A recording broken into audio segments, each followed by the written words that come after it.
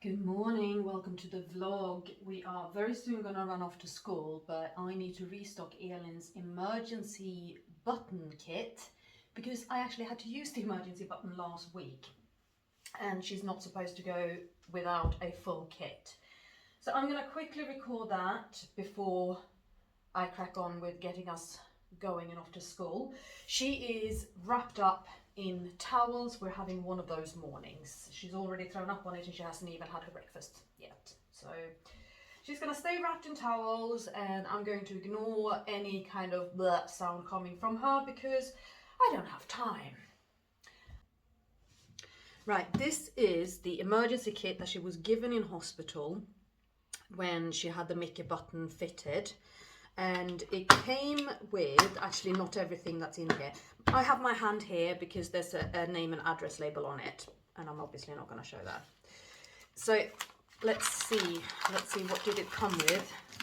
Yeah, so this is sticky plaster stuff, some lubricant. I think I must have put these pads in extra, and then this is a different kind of balloon button kit. I don't quite get why it's in there, but maybe it's, oh yeah, no, I know. If we suspect that the stoma has closed, we'll shove this one in, because I think this one is a little bit thinner, in the hope that we'll be able to keep it open enough until she gets to hospital. But if we can change her quickly enough, then there's a spare button, or there was a spare button in here, and we could just replace the button. Yes, because this one is 12 and her button is actually a 14, so this one's slightly thinner. That's why if it's been out so long that it started closing, then this is kind of an emergency option. But the button is, so you can see, a 12 FR. The button is a 14 FR. So we had an emergency button in here as well. I then added some pads to this, and I also added, I thought I added a pair of gloves, but when I looked in here, there was only one glove. So I've got an extra glove out, and I'm going to put these in. What's really useful to have is sterile water, because we need to fill the button balloon up with either sterile water or boiled cool down water. And if we need to do a balloon change somewhere where we can't access boiled and cool down water, then it's a good thing to have that in here. And 2 balloon syringes, so that we have one to empty the old balloon with if it's needed, and one to fill the new balloon up with. So the emergency change I did on Thursday was not because of the button coming out, it was because of the button getting blocked, so I actually had to empty it. So that is the kit, everything apart from the actual button. And why am I not putting the button in here? Because it comes to us in a box this size. Okay, I've turned it over now, so I don't need to keep an eye on the hand on the address label. Yes, it comes in a box this size, and as you can see, this doesn't quite it doesn't quite work. And to illustrate further, here is the box that I used with the emergency for the emergency change, and the button sits in this package. It sits here. Tiny little button sits here.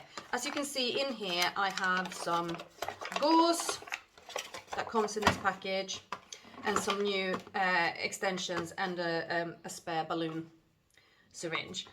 But again, it doesn't go in the emergency kit. I just don't get this. So we end up having to send in the emergency kit and this box, which just seems ridiculous. Does any of you know if there is a different one that can be ordered that just comes with the little button and not the whole thing? I'm going to ask her, but this is what she orders. When she orders an emergency button, this is what she orders. So, and it just seems ridiculous. Why would we be given this and then get something this size? I don't get it. I don't get it, but yeah, it's what we're given. Now these have to go with Elin wherever she goes. Wherever she goes, this has to come with. So this sits, I wrap these up together like this in a plastic bag, and I put it in the basket underneath her wheelchair. And then it's always there. We don't lose it. If she needs it, we have it. I actually have something else that is pretty good for emergencies. So this is a handy trick for you guys if you ever get the chance to get your hands on some of these. Ask when you're in hospital. These have been a godsend. Let me show you. This is Elin's water pump bag. And the water pump sits in it like this. And inside the bag, there is this little back pocket. In this little back pocket, I have her radar key. The radar key that gives us access to the changing places, changing facilities in public whenever we need it. Like there's one in IKEA, there's one in Bedford, there is one in a Wetherspoons in the town centre, and there is now one at the Interchange Retail Park. Thank you, Range, you're brilliant. But yeah, you need the key to be able to get into a changing places facility, so we've got that here. But the thing I wanted to show you is these. These are forceps. And the reason I say that these are an absolute godsend is if your tube extension gets stuck on the giving set in the pump or in the syringe and you can't undo it with your hands, these really help. Let me show you. Let's pretend for a moment that I have done this up so hard that no matter what I do, I can't undo it. I have been in that situation. This is why I have the forceps. It actually happened to me when I had Elin in Addenbrooke's it was a day appointment. And anyway, put the forceps on these things and then just go, ugh! And that will undo it. That's why the forceps are so good. And yes, I had Elin in Addenbrooke's for a day appointment and we needed to have lunch. This is going back some actually.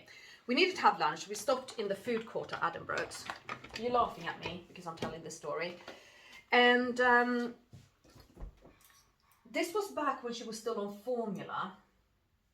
So I'd attached the pump to her peg tube, and I was giving her formula, and I could not for the life of me undo it. And I was like, how on earth did I manage this? I'm not strong enough to pull it that hard, right?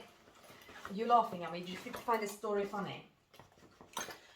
And I'm sort of looking around, and I'm thinking, I'm in a university hospital. Surely, if ever there is a place where you can find a nurse with the strongest fingers in the world, because oh my god, nurses are amazing, it's got to be Addenbrooke's, right? So I'm kind of looking around and going, crap, I need some help. And there was nobody in the food court that was able to help me. And I went to the reception. I was like, well, you know, is there anybody who can help me? We're in a hospital, surely. They sent me to A&E. I'm not kidding. They sent us to A&E. And in A&E,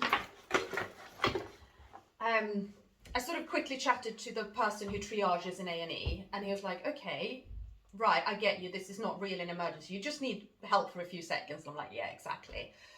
So he called the nurse over and she tried to undo it and she couldn't undo it.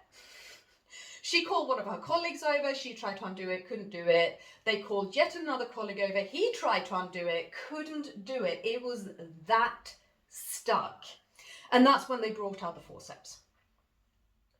And thanks to the forceps, they managed to undo it. And you know what they said to me?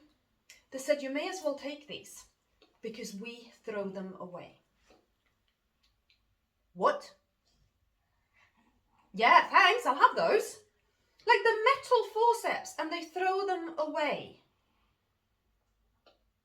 Beyond me, absolutely beyond me. So yes, if you are in hospital and you can remember this, ask for a pair of forceps. They may very well give them to you if you ask nicely. And then you have that assurance if the tube ever gets stuck.